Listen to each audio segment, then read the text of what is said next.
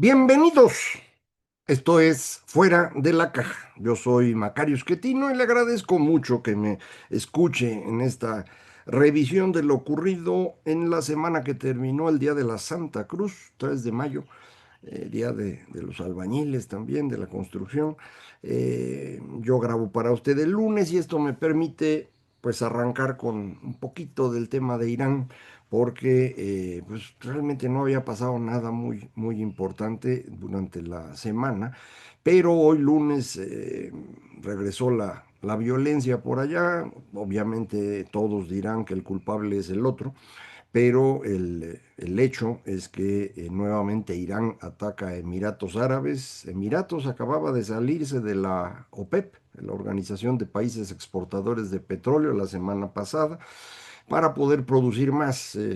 Como usted sabe, el objetivo de esta organización era tener un cártel, una organización de productores que pudiera controlar cuánto sale al mercado para con ello mantener el precio elevado. Que todos ellos viven del petróleo, pues querían venderlo caro. Entonces, pues es una eh, cosa que no se permite al interior de los países. Todo mundo en su país tiene leyes para impedir esa colusión de productores que van a dañar al consumidor subiendo el precio. Entonces, todos los que tienen leyes antimonopolio, pues incluyen esto como un caso. A nivel internacional, obviamente no tenemos ninguna ley. Entonces, la OPEP así funcionaba, así funciona todavía hoy, y su objetivo, insisto, era mantener el precio alto. Pero en las circunstancias actuales, en donde el precio se ha elevado muchísimo debido al conflicto, pues no tiene mucho caso estar en esa organización y Emiratos dijo, mejor me salgo y puedo producir un poco más, venderlo, el precio se va a mantener elevado y financiar las cosas que todos los países del Golfo Pérsico están haciendo para moverse a un futuro en el que el petróleo se venderá menos.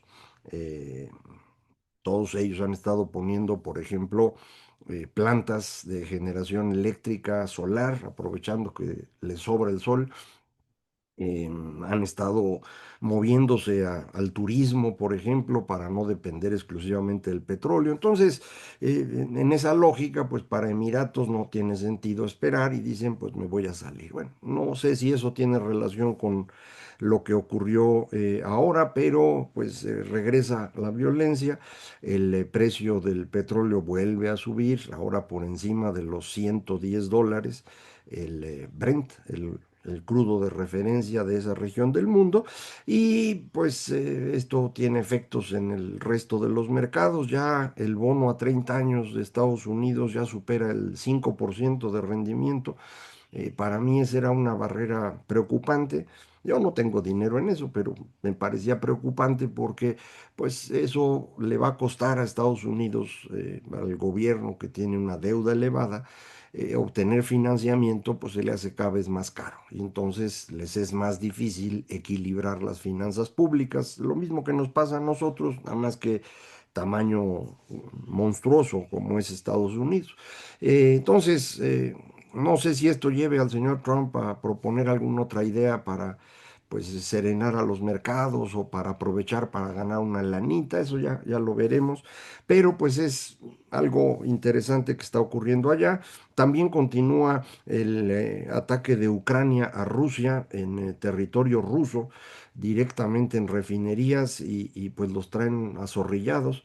Eh, Esta guerra de guerrillas del siglo XXI, los drones, poco a poco está cambiando por completo el cómo se combate y creo que vamos a ver un montón de cosas ahí muy interesantes, como estamos viendo en otras áreas, gracias al gran avance de inteligencia artificial, de la robótica, de la construcción de drones. Entonces, muchos de los supuestos que teníamos pues ya no son tan útiles ahora. No es que el armamento convencional en el que Estados Unidos lleva una ventaja inmensa contra cualquier otro, no es que ese armamento deje de servir, pero el otro tampoco es que no sirva. Entonces hay que ir equilibrando, hay que ir moviéndose. Vamos a ver si Estados Unidos se mueve en esa dirección. Sería útil para ellos porque si no se les va a complicar la vida. Bueno, eso en el ámbito internacional. Todos, me imagino, ustedes que me escuchan ahora quieren que hable yo del gran tema de México, pero antes de eso voy a hablar de la economía. Tenemos datos de la semana pasada en la que se publicó el dato oportuno del PIB. Ya habíamos comentado que no iba a salir bueno y pues no nos salió bueno. Depende cómo lo quiera usted medir. Compara uno el primer trimestre de este año con el último del año pasado, es una caída de 0,8%. Si comparamos con el mismo trimestre pero del año anterior, hay un crecimiento de 0,2 si lo medimos con este sistema de datos desestacionalizados o en datos originales 0,1. Más o menos cero, ¿no? Eso es lo que tenemos de crecimiento en un año. Pues evidentemente es un problema. No puede usted tener una mejor situación para los mexicanos si simplemente no hay más dinero disponible. Entonces, pues esto no es una buena noticia, pero para el gobierno mexicano ya se empieza a ver un problema con los ingresos. También se publicaron datos de finanzas públicas, así en general no hay nada muy espectacular, más o menos lo mismo que traíamos. Los optimistas dicen, bueno, está claro que están tratando de tener disciplina fiscal y no está creciendo el déficit. Y bueno, ese es el lado optimista. Del otro lado, puede uno ver que los ingresos se les están cayendo y para evitar que suba el déficit, pues tienen que controlar el gasto. Y ahí es donde no hay mucho margen, ya lo hemos platicado muchas veces, reparten tanto dinero en efectivo que no queda nada para el gasto corriente, la operación del gobierno, ni mucho menos para invertir hacia adelante. Sin inversión pública, pues la infraestructura del país empieza a venir abajo, se acumula eso durante muchos años, porque ya llevamos muchos años con esto. La única inversión que se hizo importante durante el sexenio de López Obrador, pues fue en cosas que no dan dinero, o sea, fue tirar dinero a la basura. Es la IFA, el Tren Maya y Dos Bocas, no generan, son pérdidas. Entonces, pues ese dinero no sirvió. No se invirtió en carreteras, no se invirtió en la red de transmisión del sistema eléctrico nacional. Entonces, pues se va deteriorando todo y esto hace más difícil recuperar el crecimiento. ¿De dónde podríamos recuperar el crecimiento? Pues de que los empresarios decidan invertir, pero pues está difícil invertir. Según los datos que aparecieron hoy lunes en las encuestas que hace INEGI a los empresarios, hay una mejoría. Enero, febrero, marzo, mejora la percepción de la industria de la construcción, del comercio, pero mejoran de un punto muy bajo. Entonces, esto debería estarse reflejando en una mayor actividad, pero no la hay porque ya vimos que el crecimiento fue cero. Entonces, pues habrá que esperar eh, para saber si de veras están teniendo más ganas de invertir o no. Yo tengo muchas dudas al respecto por todo lo que sabemos, la desaparición del Poder Judicial como algo independiente, la inexistencia del amparo.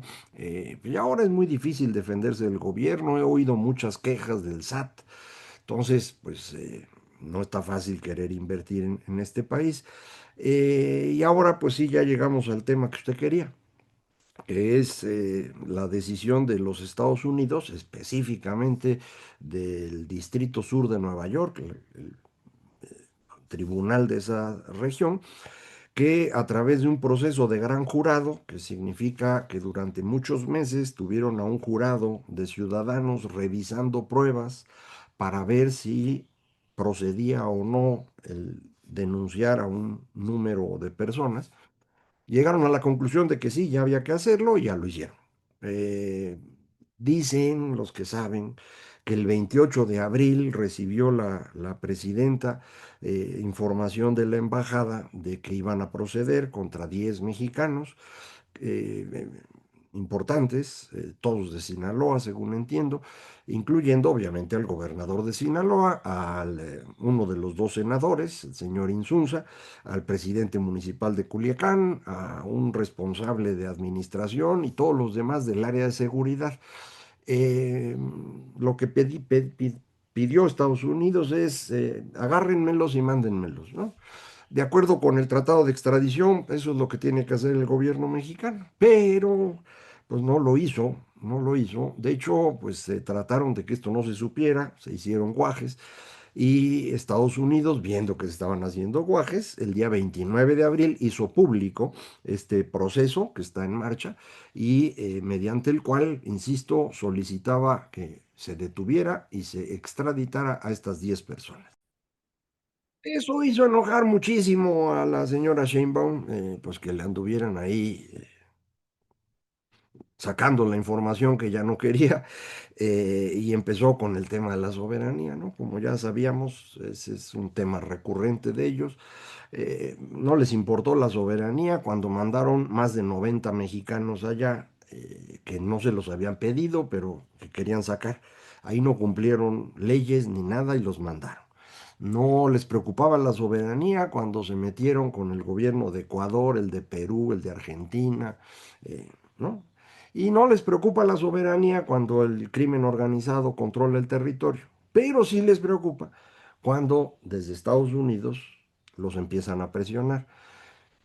Eso comprueba lo que sabemos. Este gobierno, el gobierno de Morena, el construido por López Obrador, obtuvo el poder y lo mantiene, lo ha acrecentado gracias a su relación con el crimen organizado.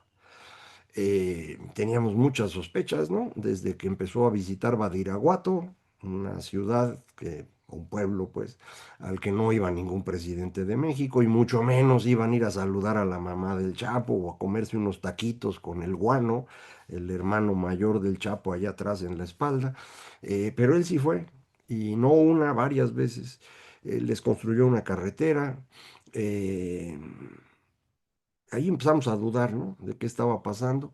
Celebró mucho el señor López Obrador el proceso contra García Luna, en donde varios de los testigos dijeron que García Luna había agarrado dinero y que trabajaba para el crimen, pero dijeron lo mismo de López.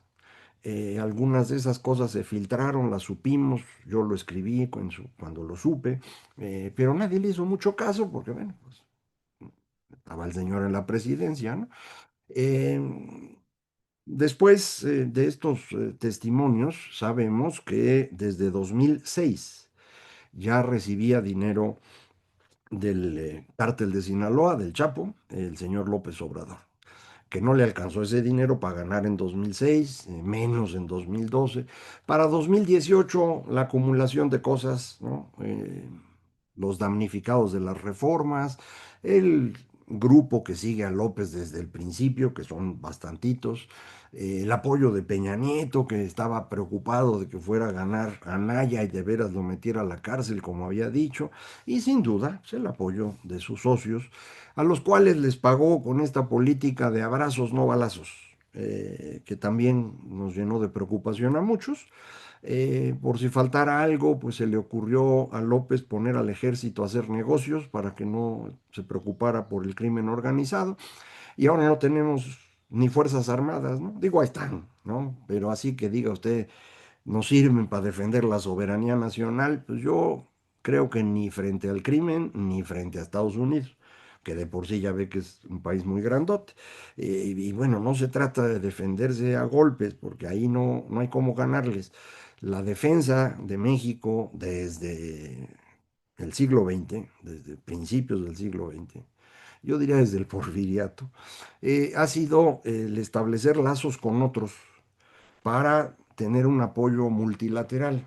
Porfirio prefería hacer negocios con los europeos, como usted sabe, y después el régimen de la revolución, pues estuvo trabajando continuamente en desarrollar un cuerpo diplomático que llegó a tener un excelente nivel de los mejores del mundo, en competencia con Brasil, que siempre ha querido ser la gran potencia latinoamericana o iberoamericana, como le llame usted.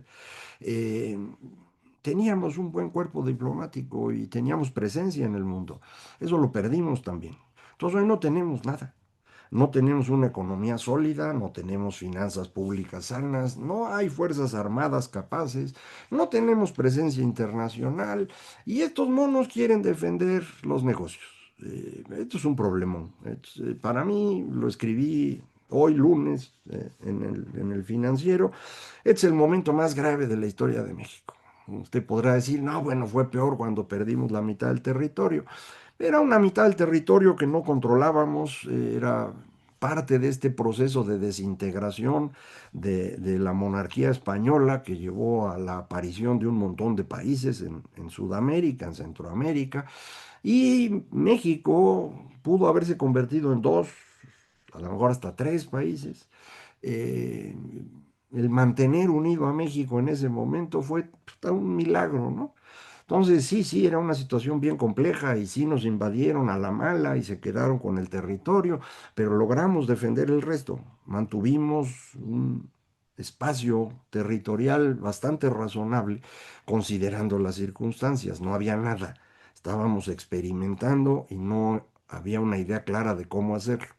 Lo de hoy es distinto. Teníamos un marco institucional que funcionaba con todos los defectos que usted quiera. No hay marco institucional perfecto y el nuestro estaba muy lejos de eso, pero funcionaba. Y eso es lo que destruyeron estos. Y lo destruyeron para poder saquear y para poderse quedar ahí todo el tiempo. Y lo hicieron con base en mentiras. López Obrador es un maestro del engaño y estuvo engañando a muchos mucho tiempo, pero no se puede engañar a todos todo el tiempo, como sabe usted. Y pues los estadounidenses sí están preocupados por el caso de México. Mi hipótesis es que para ellos esto es un problema de seguridad nacional. No se le olvide a usted que el crimen organizado mexicano es el más importante del mundo, ¿no? De aquí, de Sinaloa o del grupo del Mencho, se han movido a Sudamérica, son los que están metiendo en problemas graves al gobierno del Ecuador, por ejemplo, pero están en todas partes. Y digo, habrá a lo mejor algún otro grupo criminal en Europa del Este o en Asia, pero los que son así grandotes y controlan una gran cantidad de rutas y de negocios y tienen presencia, son los mexicanos. Y por eso para Estados Unidos es una preocupación. No se le olvide que el secuestro o detención o engaño al Mayo Zambada ocurrió antes de que llegara Trump. Este no es un asunto de Trump, es un asunto del gobierno de Estados Unidos. Puede ser que con el señor Trump esto se haya acelerado, no tengo duda de ello, pero no es una cosa de él. Esto va a sobrevivir a Trump. Tan es así que a inicios de este año comentamos con usted la creación de esta fuerza de trabajo conjunta interagencias del Comando Norte del Ejército estadounidense. Creo yo que es ese grupo el que está detrás de todo lo que está pasando. Ellos fueron los que ayudaron al ejército mexicano para enfrentar al Mencho. Ellos son los que estaban ahí en Chihuahua en la destrucción del laboratorio, en donde fallecieron un par de agentes de ellos, los dos creo que de la CIA, uno radicado aquí en México como diplomático en la sede de Monterrey, el otro que parece entró como turista y eso hizo enojar mucho a la señora Sheinbaum y de ahí pues, se aceleró el proceso, tal vez, pero ya lo traía a Estados Unidos. Esto del gran jurado, no cree usted que lo hacen en una semana, ¿eh? Es algo que ya venía desde hace rato. Y dicen, otra vez, los que dicen que saben que pues hay otro montón de nombres, ¿no? Y que van a seguir saliendo y que están administrando el conflicto. Y frente a eso, pues la respuesta de la presidenta a mí me preocupa porque no se trata de hacerse Juan Escutia, mano, ¿no? O sea, aquí lo que tenemos que ver es cómo hacemos para que este país sobreviva y lo haga de la mejor manera posible. Y eso no va a pasar en alianza con el crimen, ¿no? El que haya ido la señora Sheinbaum a Palenque el fin de semana, a mí me parece una tontería inmensa. Lo podemos explicar de una forma. Fue a mostrarle a Morena que hay coordinación Y eso era muy importante porque ayer domingo había un Consejo Nacional de Morena o Congreso, no sé cómo se llama, que tenía como único objetivo pues sustituir a la señora Luisa María Alcalde por la nueva dirigente de Morena, Ariadna Montiel, que es gente del Obrador, 100%. No crea usted que por estar en el gabinete de Claudia era de Claudia, no, ella trabaja para López desde hace mucho y lo va a seguir haciendo. Entonces, ir a Palenque es una pésima señal. Yo creo que había que ir a Tijuana o a Monterrey, a lo más lejos posible, si quería viajar. Ir a Palenque demuestra, pues, que el preocupado es López, porque él es el que puso al señor Rocha Moya como gobernador de Sinaloa, él es el que fue a saludar a la mamá del Chapo, y él es el que recibía el dinero, según dicen los testigos protegidos. Entonces, eh, muchos han estado insistiendo en que Trump va a salvar a México porque va a venir a agarrar a López Obrador. Eh, Esto no tiene mucha lógica, no crea usted en salvadores, ¿eh? Trump, lo menos que le preocupa es que le pase a México. Agarrar a López Obrador, expresidente, todavía amado por una cantidad importante de mexicanos, pues sería una situación bien compleja, ¿eh? Desestabilizaría el país. Y tradicionalmente, para Estados Unidos, lo más importante de México era la estabilidad política, porque cuando no la hay, entonces 10 millones de mexicanos van a la frontera a tratar de cruzar y eso pues, no lo pueden manejar ellos. Entonces, dicen, "No, pues, no le muevas, güey, ¿no? Que no pase nada grave". Entonces yo estaba en la lógica de que pues, podrían perseguir uno que otro, pero no más allá. Estoy empezando a dudar. Y estoy empezando a dudar porque ya me convencí de que esto es un problema de seguridad nacional para Estados Unidos. No quieren tener un país gobernado por criminales, que son los criminales más grandes del mundo, que están con 3.200 kilómetros de frontera. O sea, estamos hablando de una cosa que sería peor que Venezuela en términos del impacto sobre la seguridad nacional estadounidense, pero además pegadito. Entonces, a lo mejor sí están considerando esa posibilidad, yo no tengo idea. Eh, ya van a empezar, ya empezaron a agarrar a estos, van a pedir otros. El gobierno mexicano no tiene cómo resolver esto. Se están, insisto, envolviendo en la bandera, pensando que eso va a servir de algo, pero pues estamos en la negociación del Temec, ¿no? Estamos por iniciar el Mundial, estamos sin dinero, eh, ¿cómo le haces para defenderte? Entonces, creo que esto hay que tomárselo más en serio, hay que empezar a evaluar alternativas. Usted y yo no tenemos mucho que hacer en esto, pues no nos toca, pero la presidenta sí tiene que hacerlo y para ello le convendría hablar con gente distinta. Eh, no puede depender de quienes están trabajando con ella ahorita, necesita acercarse a otros que le ayuden a ver las cosas de forma más amplia. Ella no es una persona de grandes ideas o de una visión periférica, es limitada y es muy necia, eh, muy ideologizada, pero su jefe pues es peor. Entonces estamos en dificultades, confiamos en que esto pues pueda irse manejando de una manera que no sea tan gravosa para el país, pero pues confirmo lo que le dije hace un momento, creo que estamos en el momento más peligroso en la historia de México. Y aún así, vamos a seguir platicando cada semana. Muchísimas gracias. Esto fue Fuera de la Caja.